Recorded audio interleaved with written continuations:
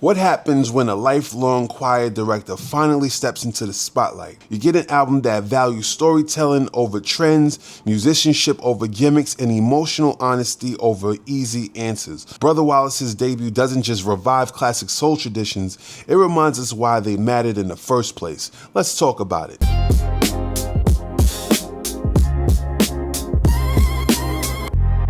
What's good, everybody? It's your man Lighthouse, and you're now tuned into another episode of Everything for Everybody, and today we'll be discussing Brother Wallace's Electric Love album.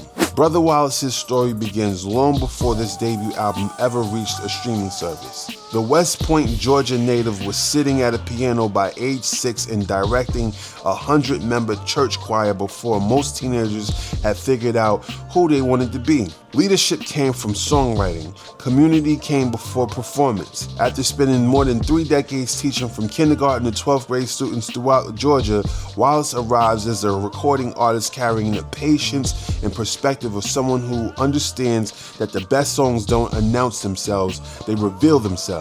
That patience defines the song Who's That? His top 30 breakthrough single and one of the album's strongest moments. Wallace steps into the role of a man walking downtown who spots someone resembling his partner holding hands with another man. That detail arrives slowly. Familiar eyes, a recognizable smile, expensive car parked nearby. Rather than rushing towards confrontation, Wallace lets uncertainty linger. Across 4 verses, he never once says the word betrayal. He doesn't have to. His repeated question, "Who's that, baby?" carries all the confusion, suspicion, and hurt the scene requires. What makes the record effective is how naturally Wallace inhibits that moment. He sounds less like a singer delivering lyrics and more like someone recounting a painful memory over drinks. Produced and co-written by Dan Taylor of The Heavy at England's legendary Real World studio, the song leans heavily on live musicianship. Walking bass lines, horn arrangements, drum breaks, and organ stabs replace modern studio shortcuts. The result feels cinematic without becoming melodramatic. The song Who's That plays with a heartbreak scene unfolding in real time rather than a traditional breakup confession. This is exactly why I enjoy the album. It sounds very bluesy and raw, and it doesn't come across as contrived. That same balance between sincerity and subtle sarcasm appears on the song You're the Man. Riding a descending bass line and moody organ chords, Wallace lowers his register and allows experience to do the heavy lifting. What initially sounds like praise gradually reveals itself as a warning directed at someone who chased ambition only to find disappointment waiting on the other side. When Wallace sings, "Standing on the shadows of the midnight hour,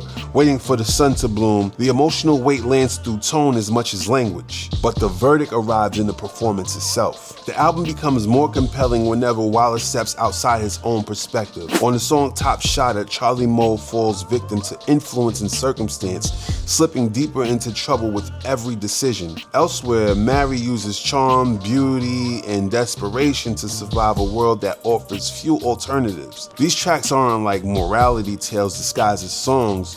They're more like character studies, and I feel like that's dope when an artist actually makes a song from another person's perspective. Like, think of NERD's Bobby James, like stuff like that is like dope, because it makes it more relatable in my opinion. And that distinction matters because the album occasionally drifts towards affirmation. Songs like A Patient Man lean heavily into repeated declaration of self-worth, while the closing moments celebrate love, peace, and harmony through layered choir vocals and triumphant horn arrangements. The optimism feels genuine, but it sometimes lacks the emotional complexity that makes the album's narrative-driven material so engaging. Ironically, the record's most powerful storytelling emerges when those narratives intersect. Over sparse piano chords, understated drums, echoing guitar notes, and a wandering jazz bass line, Charlie Moe and Mary are guided toward the same emotional destination. Mary's beauty proves superficial. Charlie discovers a world where people look awake but fail to see what's happening around them. Their stories become mirrors reflecting different versions of the same loneliness. Misery doesn't simply love company here, it creates it. Wallace expands the lens even further on the song Hope of Fools, perhaps the album's most socially conscious moment. Here he documents economic frustration, rising inflation, endless conflict, and the struggle of stretching a shrinking paycheck while watching wealth accumulate elsewhere. What makes this song fascinating is its refusal to simplify contradiction. One chorus declares, "My vote counts and my life matters." The next reverses the sentiment entirely, where he says, "My vote didn't count and my life didn't matter."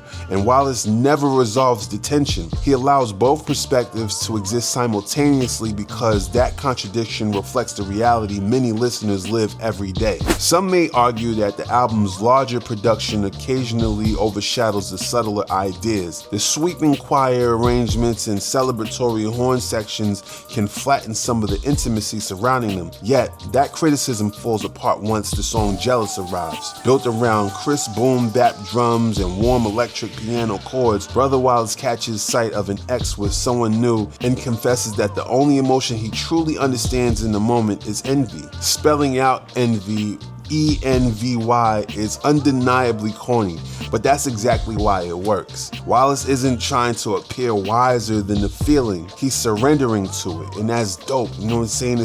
That's what I'm saying, it's like about being true and honest and authentic, and I love that. It shines through with Brother Wallace. Like, y'all gotta check this album out. Like, I fuck with it. I don't know, everything ain't for everybody, but this is interesting, and I like to go outside of just hip hop, R&B. I like to listen to different stuff, and this is like, I fuck with this album, yo. By the end of the album, Brother Wallace emerges as something increasingly rare in contemporary soul music, a storyteller more interested in observation than performance. He spent years directing choirs and teaching others how to find their voices. These songs reveal what happens when he finally turns inward. The choir director may have built the foundation, but the songwriter is the one who leaves the lasting impression. But that's my time, y'all. Make sure you check out this project by Brother Wallace called Electric Love, and let me know what you think about it in the comments. I don't know, judging by when I start to do stuff like this, it might not get the most traction. If you take a moment to listen to it, I would love to hear what you guys think about it. This album is super dope to me. I think it's fly, I think it's feel good, I'm definitely gonna be